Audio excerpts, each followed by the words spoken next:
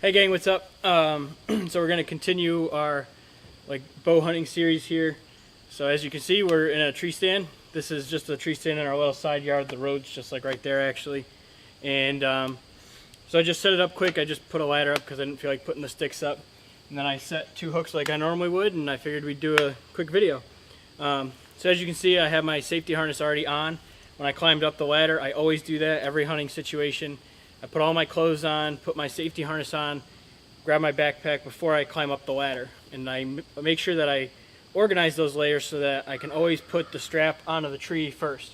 You'll notice that as soon as I got up into the stand, I just strapped myself to the tree, checked it, it's nice and tight. Now I know if I fall or something, I'm safe. So in regards to this, again, this is the typical body harness. This is a nice one. This one has a bungee on the top here. I usually throw a little extender in here just because it gives me a little bit more movement and make sure that that cord isn't in my way, especially if I have to reach around like this and draw. I don't want to have that cord in the way. So then once I get up in the stand, strap myself in, know that I'm going to be safe if I fall. I take my backpack off. Now obviously we need to grab our bow. So previously we talked about how you always hang a bowstring, a bow line down from your stand. In this case, I just tacked it onto the actual stand itself. Some people tie it around the tree, some people put it on a hook. If I'm in a climber or if I'm in a stand that doesn't have a bowstring, I'll just tie the bowstring that I bring in my bag, because we went over that in the last video, kind of what to bring. I'll tie it to my backpack, and then I'll tie the other end to the bow, so then I have it with me. So to bring the bow up, you just grab your string and bring her up.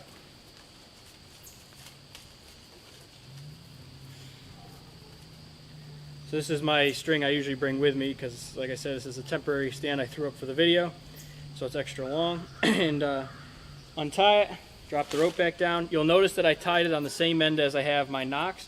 That's so then when I go to lower it and when I go to pick it up, the nocks come out first and they're not digging into the ground. So then usually I'll hang my bow up. In terms of a bow hook, I always like to have it on my left-hand side because that's where I'm going to grab the bow with my left arm. And I have it so that the hook is kind of perpendicular to the direction I'm facing on the tree, so it's at 90 degrees around the tree. So then all I have to do is quick grab my bow and I can turn and shoot.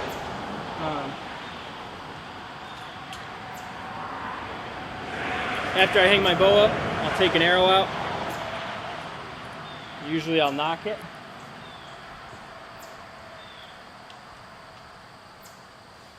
And then once I have my quiver out, I'll hang it on a limb or something on a nearby tree just so it's out of the way. And then you don't have to worry about it being on your actual bow.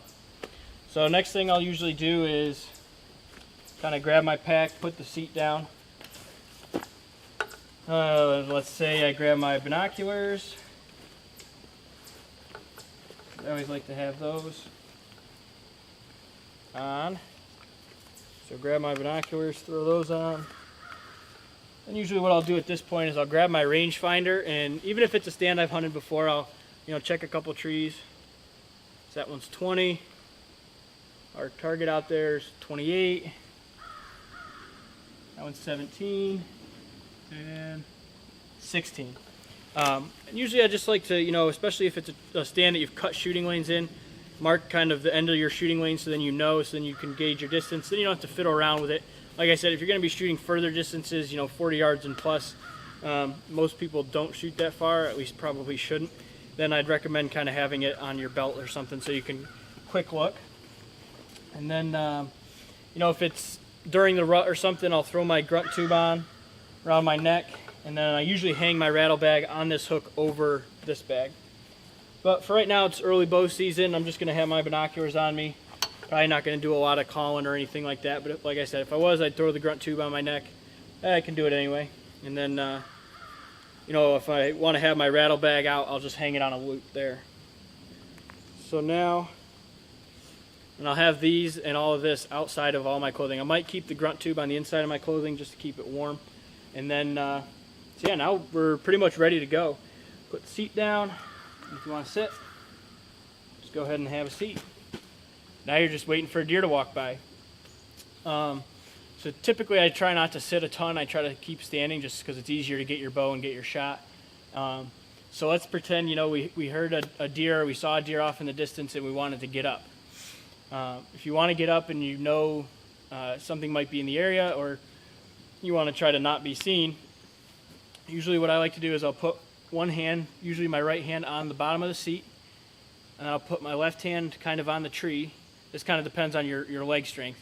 I like to put my left hand on the tree just so then I can kind of know how far I am on the tree stand. And then you just slowly stand up and tuck the seat away, just like that. Without the arm on the tree, it looks just like this. Just slowly tuck that seat back and stand up. So now I was able to get up, and the reason you put the seat back is so that you have room now to walk here. If I have the seat all the way out, I'm kind of limited to the front edge of the stand. But if I put the seat up, I have room to be able to move. So then if you're kind of standing here, you know, you can glass throughout the woods or whatever you want to do.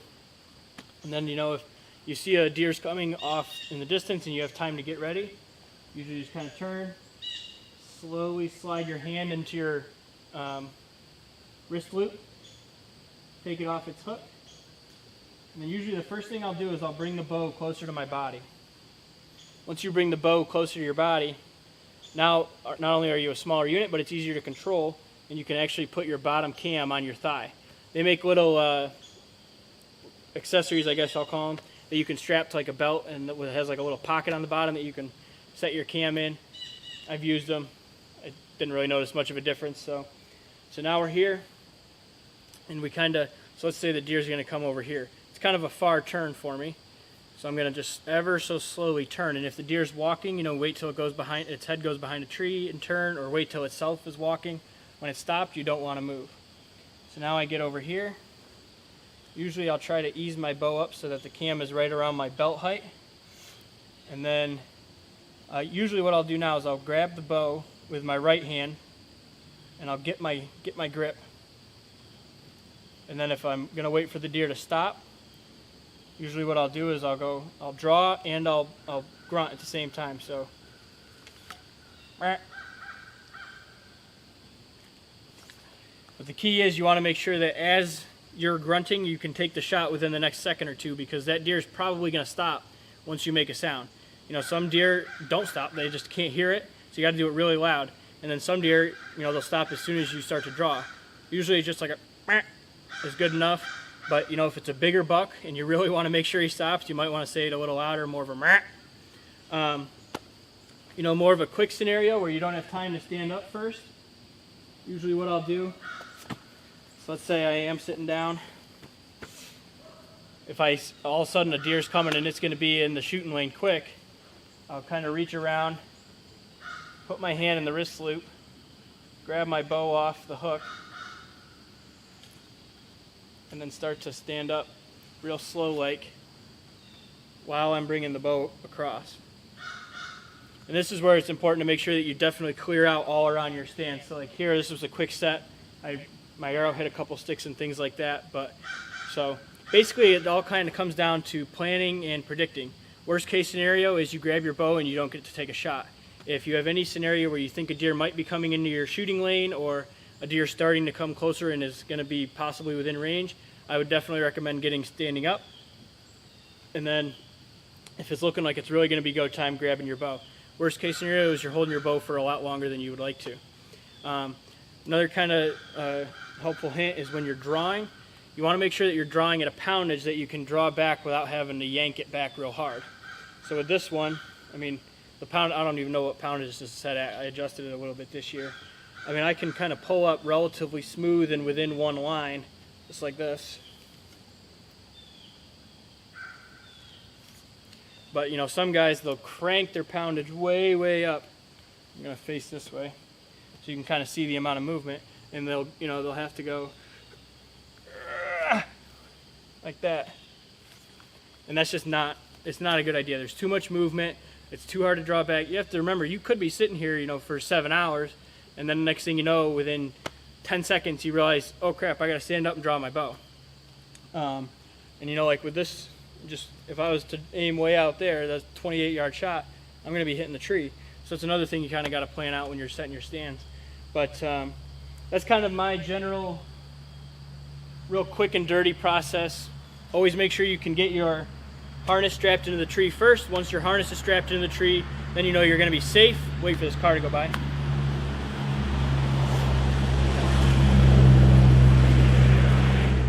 So always make sure your harness is strapped in the tree first thing, before you put any jacket or gloves on, before you throw your backpack down or anything, because then, you know, no matter what happens, if you fall, you're going to be safe, and hopefully it'll save your life.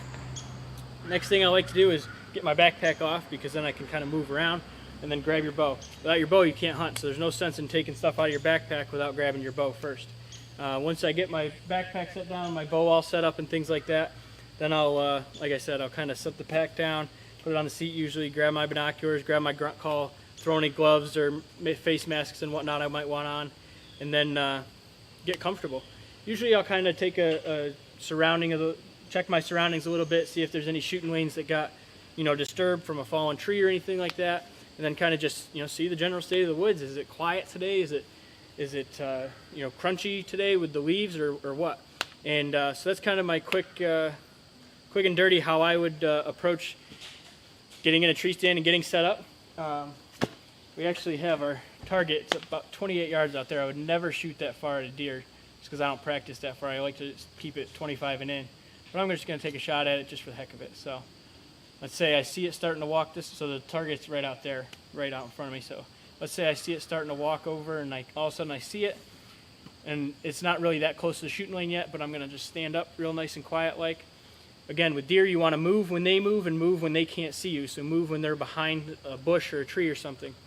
So now it's starting to get a little closer. I think, okay, this might happen. I'm going to reach around, grab my bow. Still trying to keep an eye on the deer. And then turn. Remember, you got to be perpendicular to a deer to be able to shoot it. Let this car go by.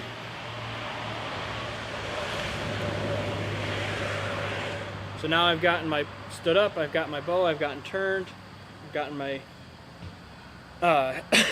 got my front hand ready. I'm ready to draw. So now the deer puts its head down or stops.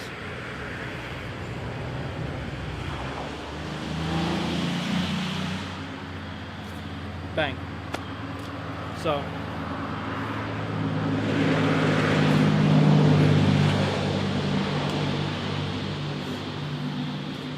that's kind of the quick and dirty. One thing that is nice about having a carabiner on your harness is that if you drop something like your phone or gloves or binoculars or something, you can just quick unclip it and get down. Some guys will leave these attachments in all year. Try not to do that, because if that gets deteriorated and you need it, really need it, and it fails, you're totally screwed. So hopefully you found this video helpful. It was just kind of quick, threw it together. Like I said, we had a viewer request a video on kind of how to more or less bow hunt in terms of an actual hunting situation. So we went over what we would bring.